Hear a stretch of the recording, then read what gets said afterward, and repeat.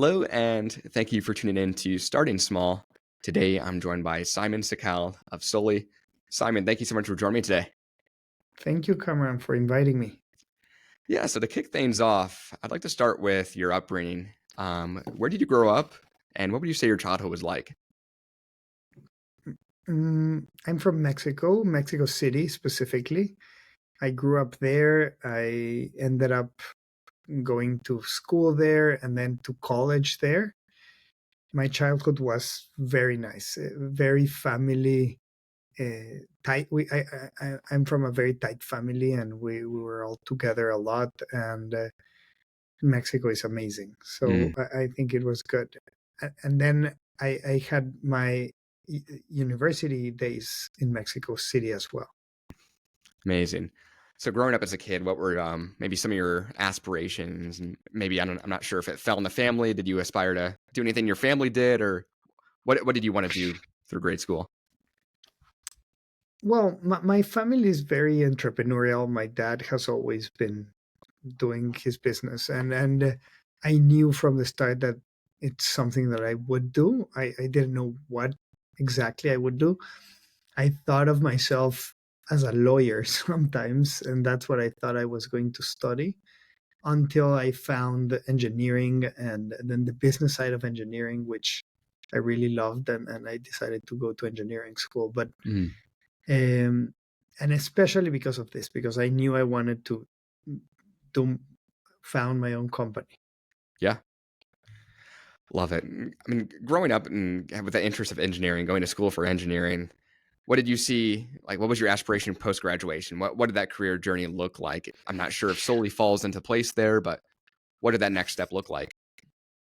So I I started working on this company, even if it was a very different approach. But I started working on it since almost the day I started engineering school. So by the end, I knew that I was going to be in the food business and that this is what I was doing. It was not specifically solely, but it was the ancestral part of this company and how it all started. Hmm.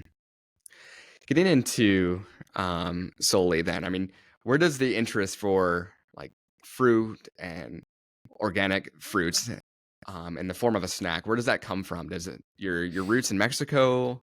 Was food an inspiration back then? What does that look like? Let me tell you a little bit about the story because Yeah. fruit was an iteration of the story. So it's not like everything started around fruit. So everything started 24 years ago. And when the definition of healthy was about the amount of fat a product had. I don't know if you remember, but everything Mm, in the supermarket, every aisle had its low fat, non fat, fat free iteration. And then that was the whole definition of health. And in that world, it was very, very patent that there there was a big void on snacking, mm, and especially on snacking that on the go for like I'll tell you the story, but yep.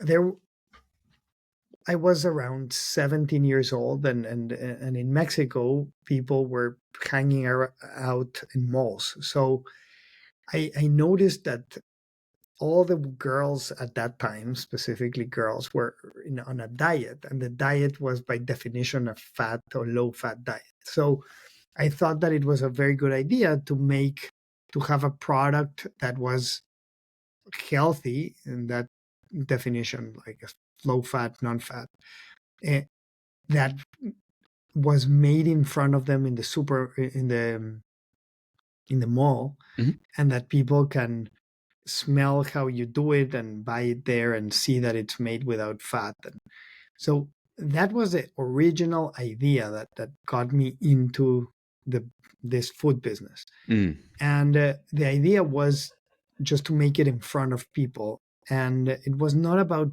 developing a technology or a machine or nothing. It was just more about having that product and make it in front of people. But then it started evolving into, well, if you want to do that, you need to have the right product, and then you have to develop a machine that people can see how it's done. Mm, And it was I was inspired by popcorn and all that world, and that's how it all started.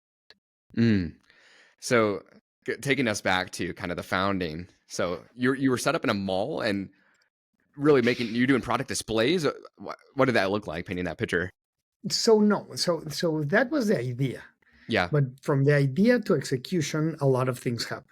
Hmm. So one of the big things that happened is that I I ended up understanding how products were made, how food processes. I was a lot on the food engineering part of my school. I meant industrial engineering, but I was working with the food engineering part and also the industrial engineering part. And because I just wanted to create a machine that makes a product in front of people. Mm, And I it's a very long story, but I yeah. ended up developing a technology to make a fat-free potato chip, which it was the definition. It was the holy grail back Wow. then because it was a fatty product that you could do fat-free with a natural process, and it was a huge deal. So I invented that technology and then patented it, and that's how it started. I had the technology, and then we made like a little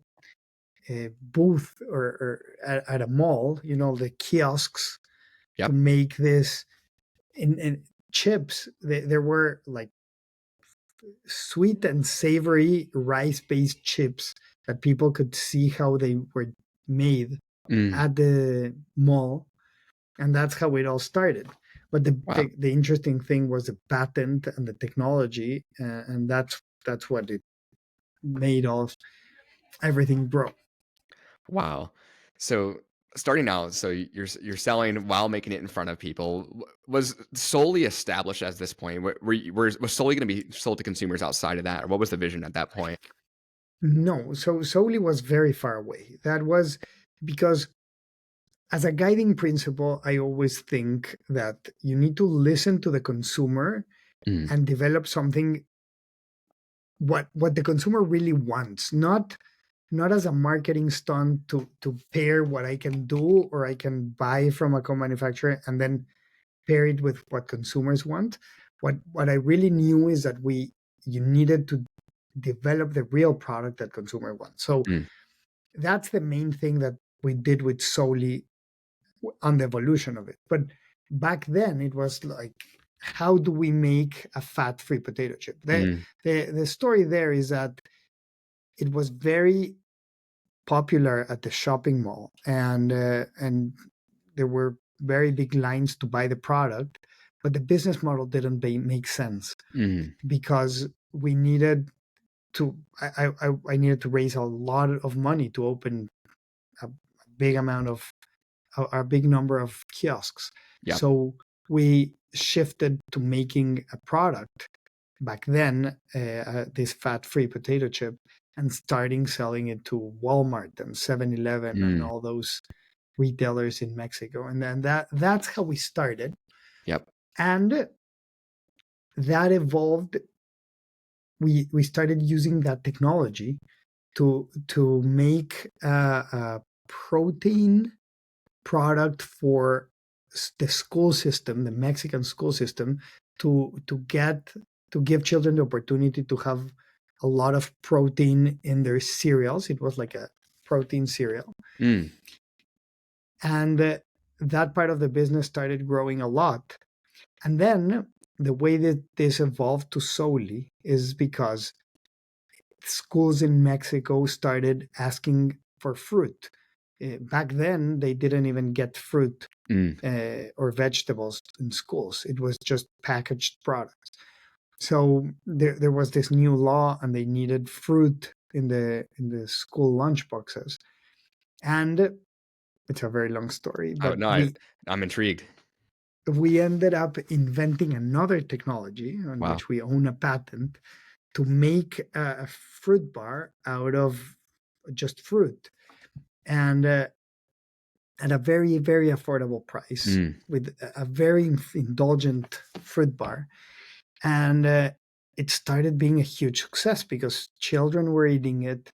We were giving fruit, real fruit, without adding anything else to children at real scale, like Mm. millions of children, Wow. because it was through the school system. So that's how it evolved, first to a company called Fruitex, and then we ended up evolving to Solely Mm. with a different technology.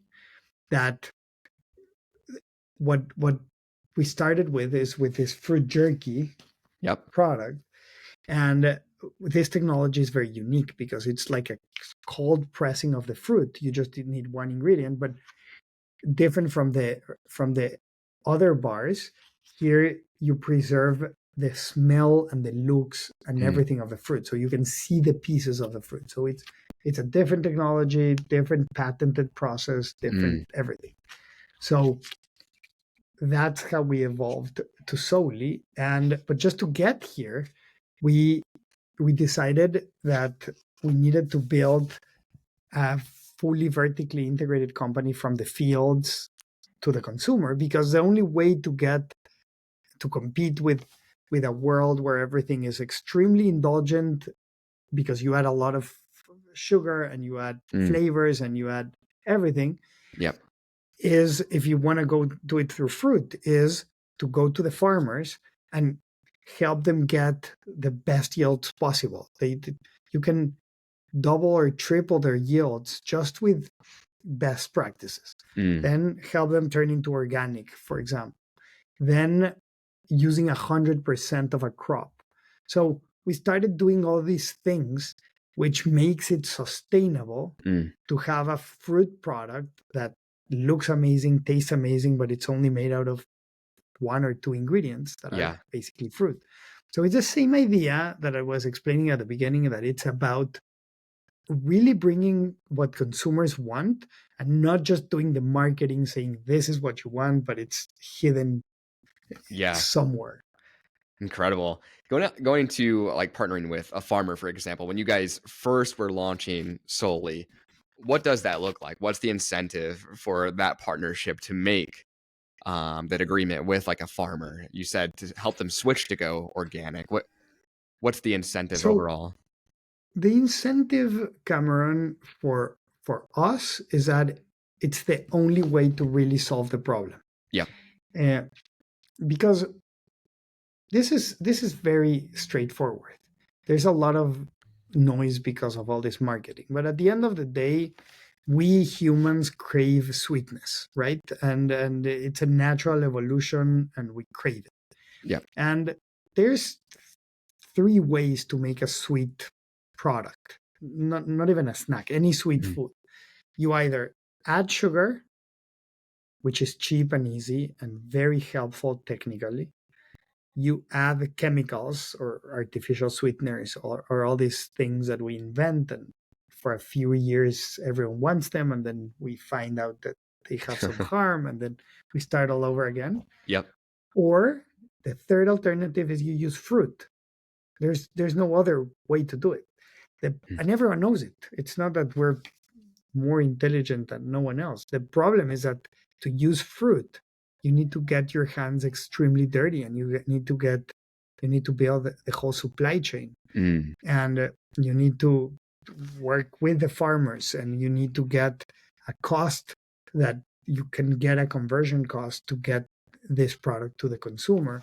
You need to have a technology to make a unique product that's shelf stable, but that tastes amazing and smells amazing. And so the incentive is that there's no other real way to do it. There's other solutions that you can say, like fruit first ingredient, but first Mm. out of 30. So Yeah. you have to have 4% of fruit to say first ingredient. Yep. Or you use or you use fruit with that different technology that oxidizes, and it's not as um, indulgent, so it's very difficult for children to eat it, Mm, or you have the cost problem. So it's we did that because it's the only way we could do it, yeah. and I had the fortune as well to have my two brothers with me founding the company, and then we can divide the work on how to go deep on the fields, deep on the manufacturing, and deep on the sales. Yep. I love it. At the early days, what did that formulating an R&D process look like? 'Cause I know that's not a small lift at all, but just using like two simple ingredients or one simple ingredient as the fruit, what did that look like? I know the tech you explained, um, but testing to make sure it tastes good too. It's very difficult. It's very, very difficult because even think about it. If you go to the supermarket and pick up pineapple, it's very difficult for you to pick every pineapple that is perfect, that looks perfect, smells perfect, is sweet, it doesn't grab your tongue. Yeah. So escalating that in millions of tons is very difficult. So you need to control the whole supply chain. You need to work with the farmers so you get the best fruit ever, that you can control all the parameters of the fruit. Then you have to have the process to make it. Then it's not that there wasn't an option for us. It's not that we just decided to do something very big and involve thousands of people and make different facilities. Mm, There was no alternative. If you really want to solve for fruit, you need to go that deep. mm. So you mentioned earlier, so the chips was the first experiment. You rolled into retail in Mexico, but then solely you experimented in the school district. But what was that next step? So I know D2C at the time wasn't really an option or e-commerce. So what was that first door that opened up to actually sell with solely? Then I'm curious. So it was amazing. The first door that opened was 365 by Whole Foods. Do you remember that those there were 9 stores, I I don't. think 8 or 9. So back in 2017 or so, Whole Foods opened a new chain called 365 by Whole Foods. Mm, So it was a more affordable, um, different setting, different selection, but with the same ethos and the same vision. And they were they were open to try products, to try different products, and Soli was just perfect for them because it's it's the cleanest you can get. mm, One ingredient that's organic, and that's the only thing that's in every product. So we had a visionary there that took the product, bet on it. It was a very small bet in terms of number of stores, but that's how we started with this mm, 8 stores with a fruit jerky, 8, 9, something like that, with a fruit jerky.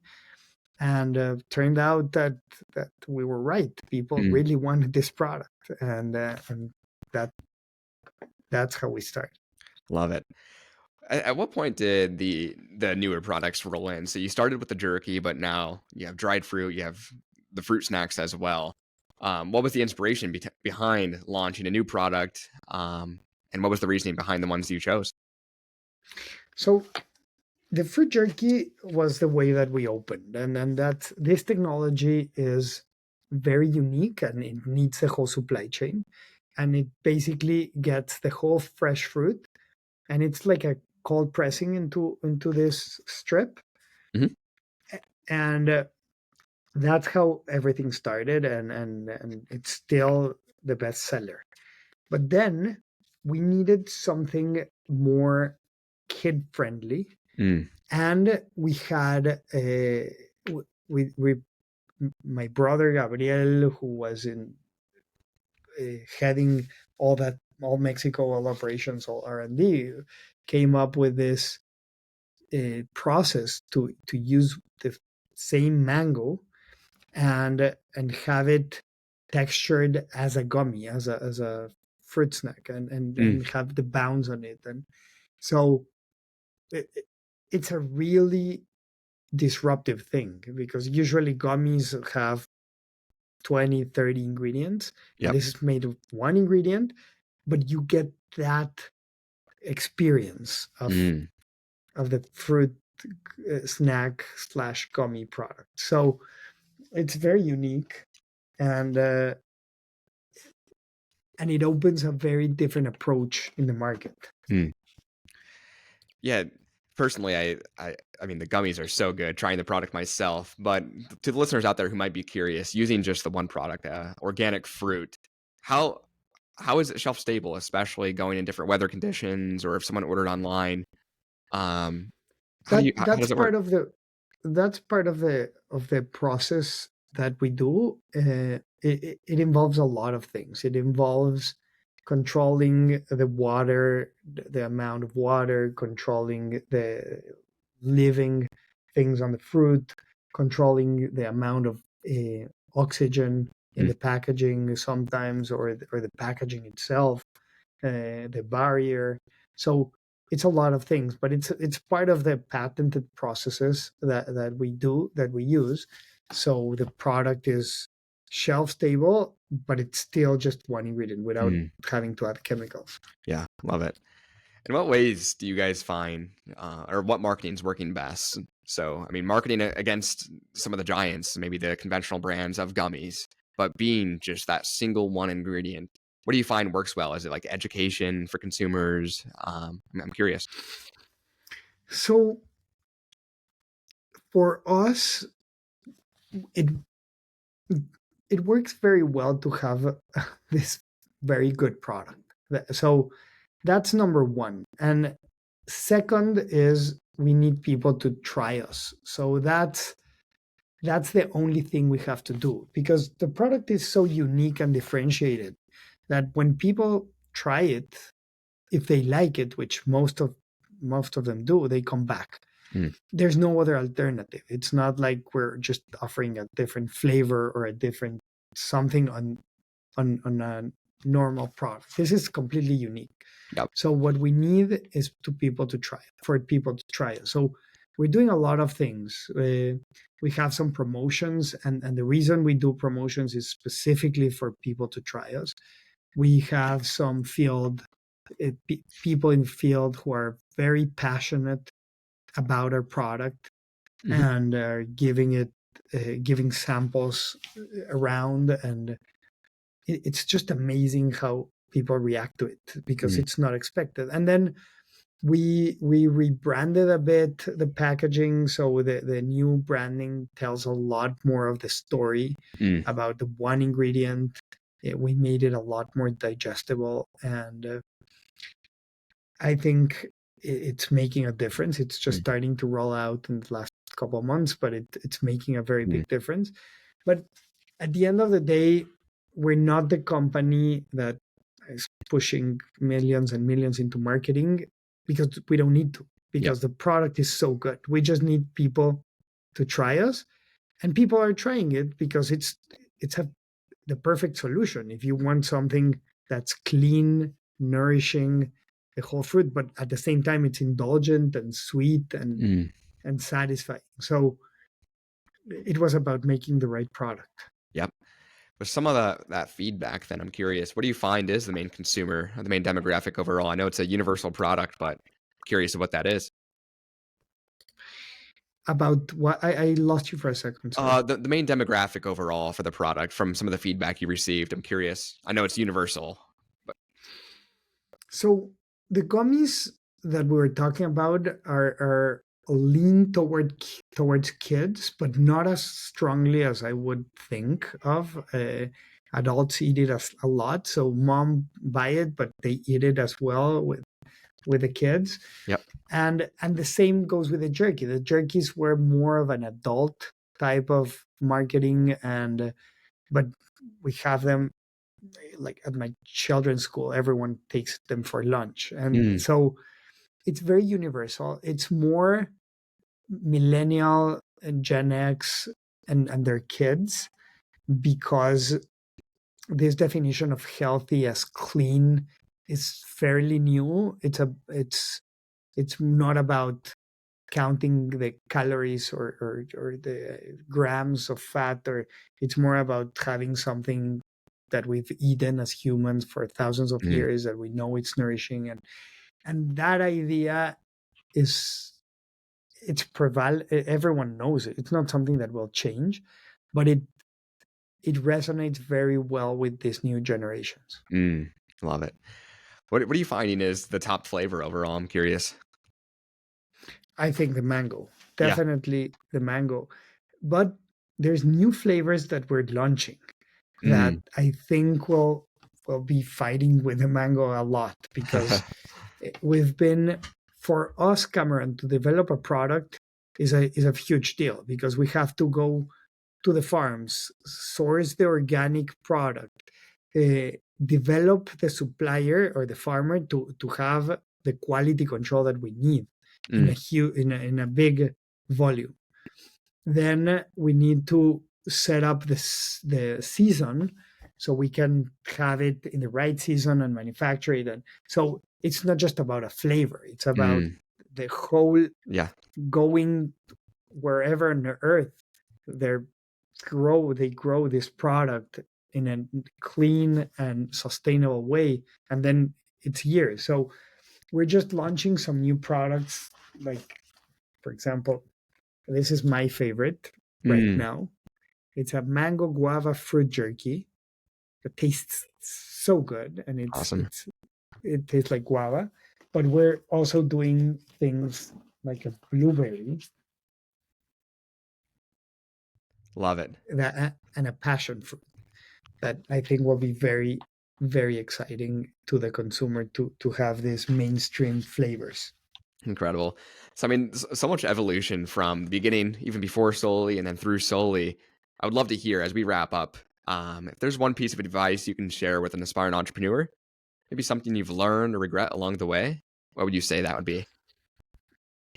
I think it's about, first of all, having the right solution to to the problem, understanding what are you bringing to the table that is different, and Mm, thinking about that solution deeply, because after you decide that, then you spend all of your life to make it happen, or a big part of it. So deciding that and having the right product, the right solution, the right communication, that's number one. And second is being able to adapt to reality and navigate to what's happening, because everything changes. The retailer changes, the buyer changes, mm, the technology changes, the season changes. So being able to adapt with that solution that you found is extremely important. mm. Love it. Well, incredible. Thank you so much, Simon, for joining me today. And to listeners out there, make sure to check out Solely at solely.com.